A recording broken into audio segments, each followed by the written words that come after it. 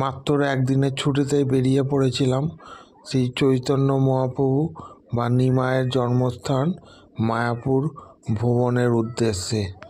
আমরা আজকে এই ভিডিওতে দেখাতে চলেছি চৈতন্য মহাপ্রভুর জন্মস্থান, নবদ্বীপের জন্মস্থান এবং নবদ্বীপের জন্মজীবন কাহিনী পুরোটাই আর কি তুলে ধরলাম, এবং এর সাথে সাথে মায়াপুর ভ্রমণও।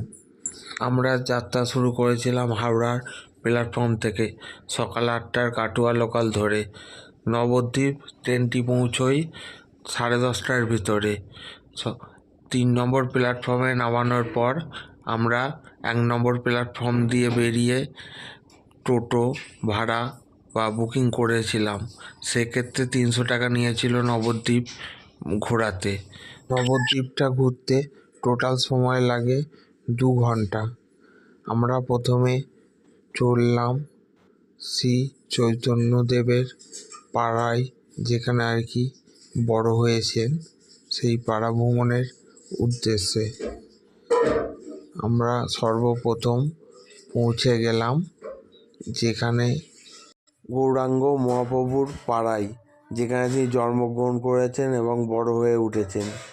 সেই সমস্ত পাড়াতেই আমরা ঘুরে দেখলাম। ওখানে পাশাপাশি 7টি মন্দির আছে। প্রথমে আমরা গিয়ে পৌঁছলাম উনার যে স্বর্ণ মন্দির আছে, তো স্বর্ণর গৌরাঙ্গ রাখা আছে। আপনি দেখতে পাচ্ছেন সিংহাসনের ভেতরে যে 2টি ছোট মূর্তি রাখা ছিল, ওটি 2টি গৌরাঙ্গর স্বর্ণ মূর্তি ছিল। এর পরের মন্দিরটি ছিল অধ্যক্ষ প্রভুর মন্দির। যখন বনবাসে চলে গেছিলেন, ফিরিয়ে নিয়ে এসেছিলেন 12 বছর পরে এই অধ্যক্ষ প্রভু। গৌরাঙ্গ মহাপ্রভুর মূর্তি রাখা আছে মন্দিরের ভেতরে। পঞ্চতত্ত্বের মধ্যে যে অদ্বৈত প্রভু আছেন না, সেই অদ্বৈত প্রভু উনি মহাপ্রভুকে 12 বছর তপস্যা করে এই অদ্বৈত প্রভু আমাদের নিমাই চৈতন্য মহাপ্রভুকে নিয়ে এসেছিলেন। এই অদ্বৈত প্রভু, ওনার জন্য আমরা ওনাকে দেখতে পাই, তা না হলে পারতাম না।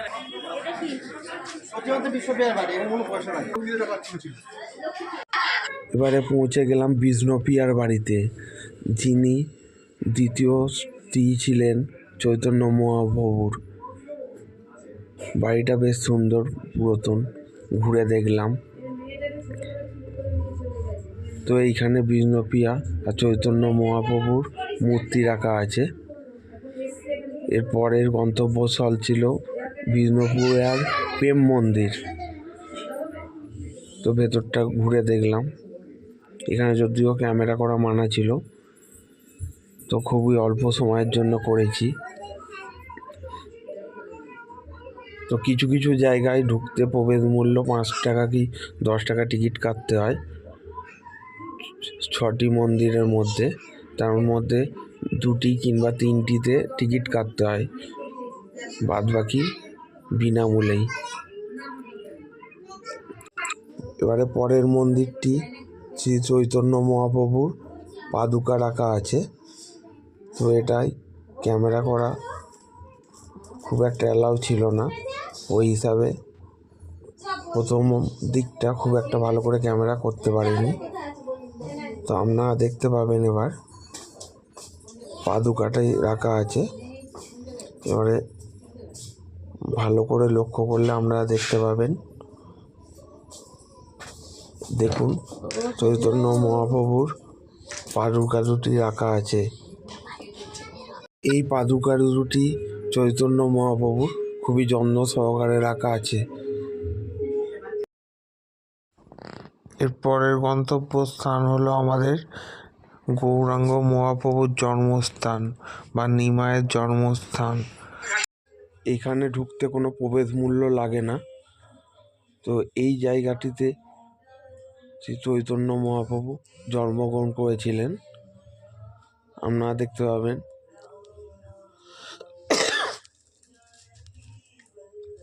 তো এই ঘরটি তখন মাটির ঘর ছিল, এর ভেতরেই জন্মগ্রহণ করেছিলেন।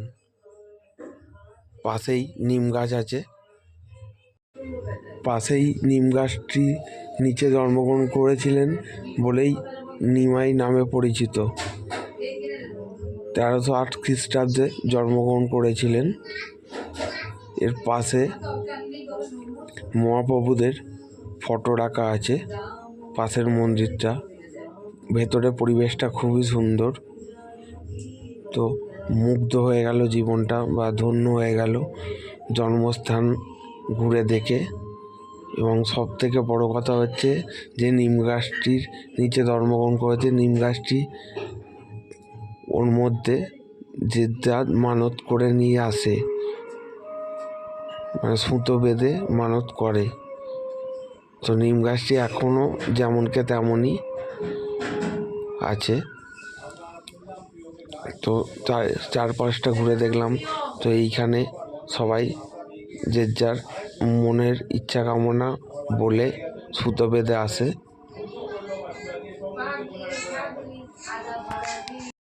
এই নাট মন্দিরের ভেতরে সমস্ত মহাপ্রভুদের ফটো রাখা আছে। তো ভেতরটা ঘুরে দেখলাম। এইটা হচ্ছে নিম গাছটা। তো আমরা কিছু ফটোও তুলে নিলাম স্মৃতি হিসাবে। তো দেখতে পাচ্ছেন মায়ের কোলে নিমাই শুয়ে আছে।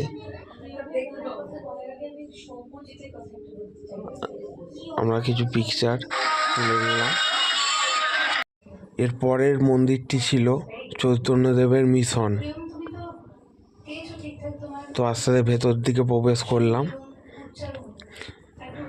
খুবই ভালো এটি। ডান দিকে আমার বাচ্চাদের বা বড়দের রাধার ড্রেস অসাধারণ পাওয়া যায়। আস্তে আস্তে মন্দিরটির দিকে প্রবেশ করলাম। এটি চৈতন্য মিশন নামে পরিচিত। তো ভেতরটা খুবই অসাধারণ, আপনারাও দেখতে পাবেন। তো ভেতরটায় চৈতন্য এবং রাধাকৃষ্ণর মূর্তি রাখা আছে।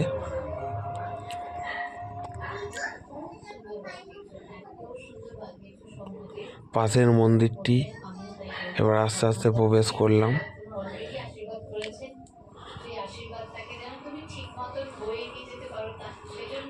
আপনারা দেখতে পাচ্ছেন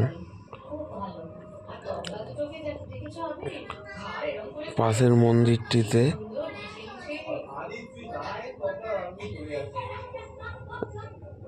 রাধারানী গোস্বামী এবং অটল বিহারী গোস্বামী দুজনের মূর্তি রাখা আছে বা সমাধি রাখা আছে।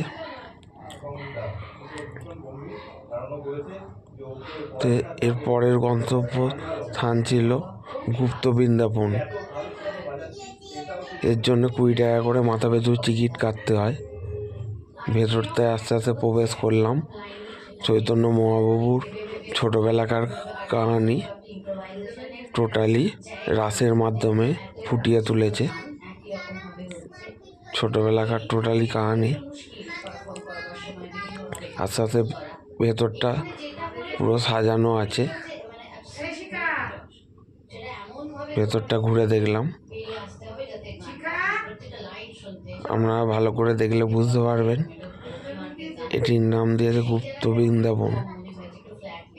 এর জন্য আলাদা করে টিকিট কেটে ভেতরে প্রবেশ করতে হয়। সেক্ষেত্রে 20 টাকা করে মাথা পিছু টিকিট মূল্য নিয়েছিল।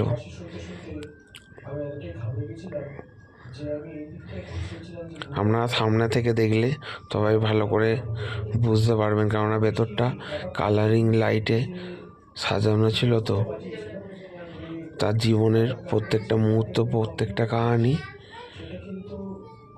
টোটালি ভেতরে আছে।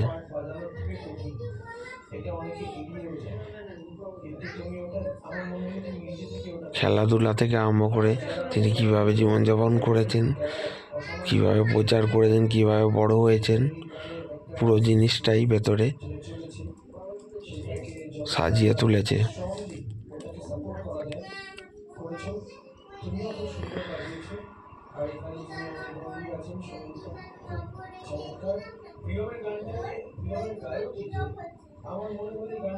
প্রত্যেকটার উপরে নাম লেখা আছে। এবার আমরা আস্তে আস্তে বেরিয়ে মায়াপুরের উদ্দেশ্যে পৌঁছে গেলাম। দুটি কাউন্টার আছে, একটি নৌকার একটি লজের। আমরা নৌকায় যাওয়ার জন্য ঠিক করেছি, কেননা লজে তো বা লঞ্চে আমরা কলকাতায় সারা বছরই এপার ওপার হই, ওই হিসাবে ঠিক করেছি নৌকায় যাব। তো দুটো ঘাট আলাদা আলাদা সাইড থেকেই ছাড়ে, তো আমাদের নৌকা এসে যাচ্ছে। আমার যেটা বেটার দেখে মনে হয়েছিল, নৌকা অনেকক্ষণ পর পরই ছাড়ে, কিন্তু লঞ্চ প্রচুর তাড়াতাড়ি সার্ভিস দেয়। তো আমাদের ইচ্ছা ছিল নৌকায় যাওয়ার জন্যে, তো আমরা নৌকার জন্য ওয়েট করছিলাম।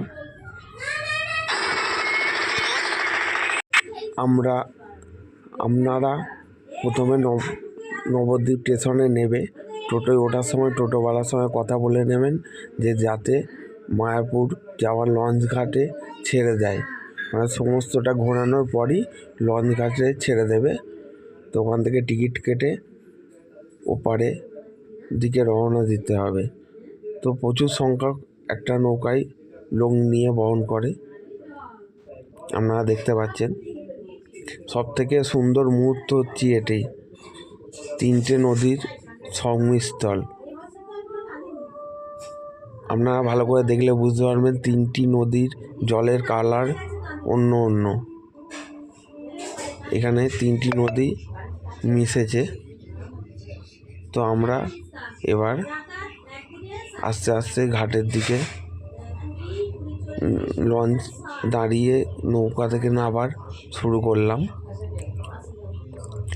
নৌকার ঘাটটি এটি, লঞ্চ ঘাটটা ডান দিকে পড়ে, ওটা আলাদা। তো আমার বাইরে আস্তে আস্তে আমরা নৌকা থেকে নেবে বাইরের দিকে রওনা হলাম। তো এইখানে একরকম ঘোল পাওয়া যাচ্ছিল দইয়ের, খুবই ভালো লাগছিল। মাথা পিছু 20 টাকা করে গ্লাস।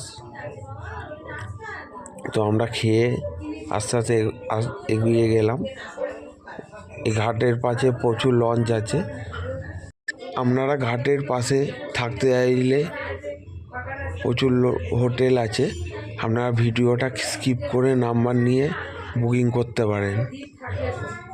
এবং আমরা টোটালি পায়ে হেঁটেই মিনিট 5 পথ, হাঁটা পথ, আস্তে আস্তে এগোতে থাকলাম চারপাশটা দেখতে দেখতে। আপনাদের টোটাল মন্দিরের কাছ পর্যন্ত হোটেলের নাম্বারও পেয়ে যাবে, প্রত্যেকটা হোটেলেরই নাম্বারের ভিডিও করা আছে। আপনাদের হোটেল নিয়ে অসুবিধা হবে না। তো আমরা আস্তে আস্তে ঘাট থেকে বেরোচ্ছি। এই জায়গাটা থেকে কৃষ্ণনগরে বাসও পাওয়া যায়, ডান দিক থেকে বাসটি ছাড়ে। আমরা বাঁ দিকে রাস্তা ধরে আস্তে আস্তে এগোতে থাকলাম। আমরা চাইলে আশেপাশের স্কিপ করে ভিডিওটা হোটেলের নাম্বার নিতে পারবেন। প্রত্যেকটা হোটেলেরই তোমার ভিডিও করা আছে। আপনারা যদি মায়াপুর মন্দিরের পাশে থাকতে চান একদম ফ্রন্ট সাইডে, তো ওখানেরও নাম্বার আছে। এইখান থেকে 5 মিনিট লাগে মায়াপুর পৌঁছোতে পায়ে হেঁটে। তো আপনাদের দেখাবো সামনের ফ্রন্ট সাইডের মায়াপুরের হোটেলেরও ভিডিও করা আছে, আপনারা চাইলে ওই হোটেলগুলো বুক করতে পারেন। তো সেক্ষেত্রে একদম মায়াপুরের ফ্রন্ট সাইডে হোটেল নিলে ভাড়াটা একটু বেশি লাগে। তো সামর্থ্য অনুযায়ী আপনারা এই জায়গাটাও নিতে পারবে। আপনারা যদি পায়ে না হেঁটে যেতে চান, এই জায়গা থেকে টোটো পাওয়া যায়। তো মাথা পিছু 10 টাকা করে ভাড়া নেয়, মায়াপুরের গেটের সামনে নামিয়ে দেবে। তো বেশিক্ষণের রাস্তা নয় বলে আমরা পায়ে হেঁটে এগোতে থাকলাম। দু সাইডে মন্দির দেখতে দেখতে, মায়াপুরের আগে প্রচুর মন্দির পড়ে ছোটোখাটো, সেগুলো দেখতে দেখতে আর খুব সুন্দর পরিবেশ, সব কিছুই দেখতে দেখতে এগোতে আরম্ভ করলাম।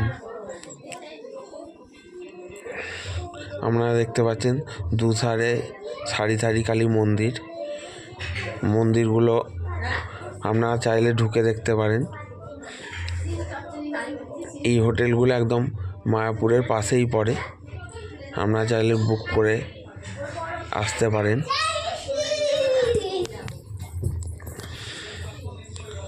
আমরা আস্তে আস্তে চললাম সামনের দিকে।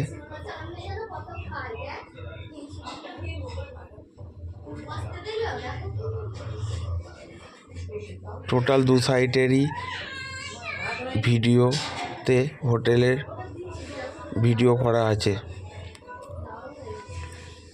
ডান দিকে আরেকটি সুন্দর মন্দির।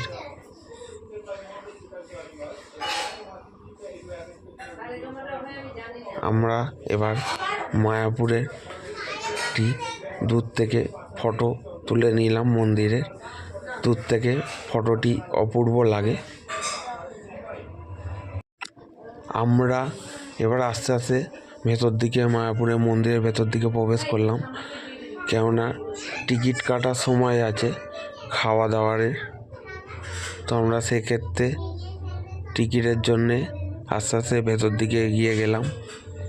আপনারা দেখতে পাচ্ছেন আমরা গেছিলাম 25শে ডিসেম্বর, তো লোকের একটু ভিড়ের চাপও ছিল, কেননা এই দিনটি ঘোরার পক্ষে খুব ভালো।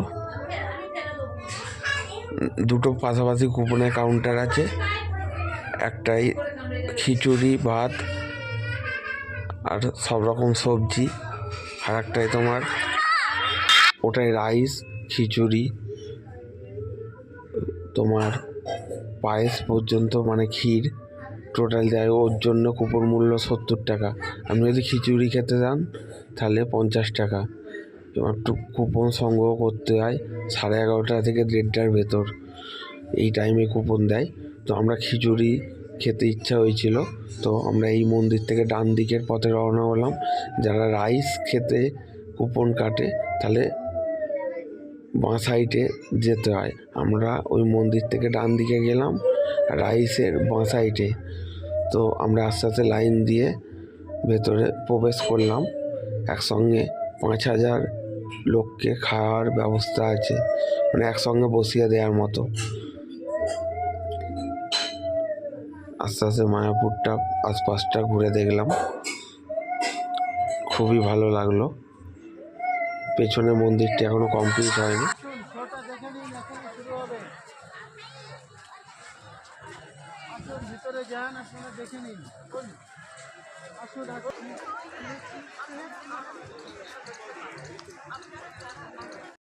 নমো ওম বিষ্ণুপদায় কৃষ্ণপৃষ্ঠায় ভূতলে শ্রীমতে ভক্তিবেদান্ত স্বামিনীতি নামিনে।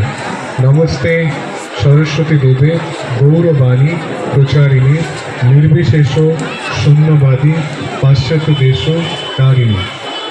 নমো ওম বিষ্ণুপদায় কৃষ্ণপৃষ্ঠায় ভূতলে শ্রীমতে ভক্তিবেদান্ত স্বামিনীতি নামিনী। নমস্তে সরস্বতী দেবী গৌরবাণী প্রচারিণী নির্বিশেষ শূন্যবাদী পাশ্চাত্য দেশ তারিণী। এসো পুষ্পাঞ্জলি। ওম গুরুবে নমঃ। প্রভুপাদকে প্রণাম দিয়ে ফুলটা দিয়ে দিন এখানে, দিয়ে এখানটায় চলে যান প্রভুর কাছে। চৈতন্য মহাপ্রভুর বাণী এবং জপ সম্বন্ধে প্রচার করছিলেন। পরেরটি দেখাচ্ছি পার্কিং এরিয়া। আপনারা 4 চাকা নিয়ে এলে এই জায়গায় রাখতে পারবেন, এবং বাসের পার্কিংও মায়াপুর মন্দিরের ভেতরেই আছে। আমরা আস্তে আস্তে আরতির দিকে প্রবেশ করলাম। সন্ধ্যে 6টা থেকে শুরু হয়। সন্ধ্যা আরতি দেখার জন্যে আমরা ভেতরে প্রবেশ করে সন্ধ্যা আরতি দেখে বেরোলাম। সন্ধ্যা আরতি সন্ধ্যে 6টা থেকে শুরু হয়, তো ওটা দেখতেই আমরা উদ্যোগী ছিলাম, মন ভরে গেল।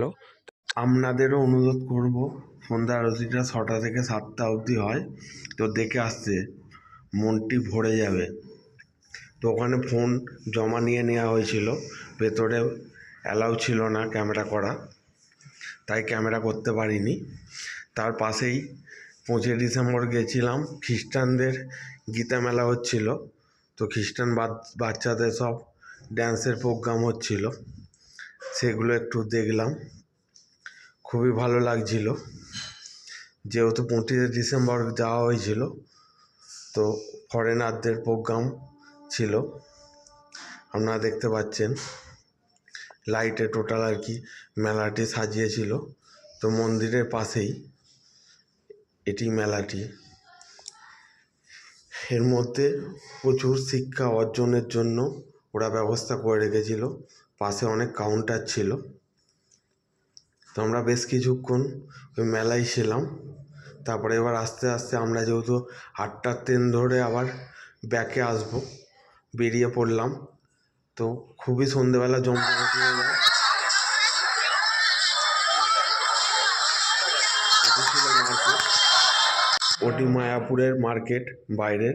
রাধার ড্রেস, বাচ্চাদের খুব সুন্দর সুন্দর বড়দের ড্রেস পাওয়া যায়, ওখানে পাওয়া যায়। তো আমরা 7:20 লঞ্চটা ধরে নিয়েছিলাম। 10 মিনিট ওপারে যেতে লাগে। তো ওপার থেকে 15 মিনিট টোটো করে যেতে লাগে স্টেশন অবধি। 8:09 মায়াপুর স্টেশন থেকে আমরা ধরে বেরিয়ে এসেছিলাম হাওড়ার উদ্দেশ্যে। আপনারা যদি একদিনে ব্যাক করতে চান তো 8:09 ট্রেনটি ধরে নিতে পারেন। সেক্ষেত্রে 6:45 নাগাদ আরতি দেখে বেরোতে হবে। আমার যদি ভিডিওটি ভালো লাগে আমার চ্যানেলটি সাবস্ক্রাইব করে দিও।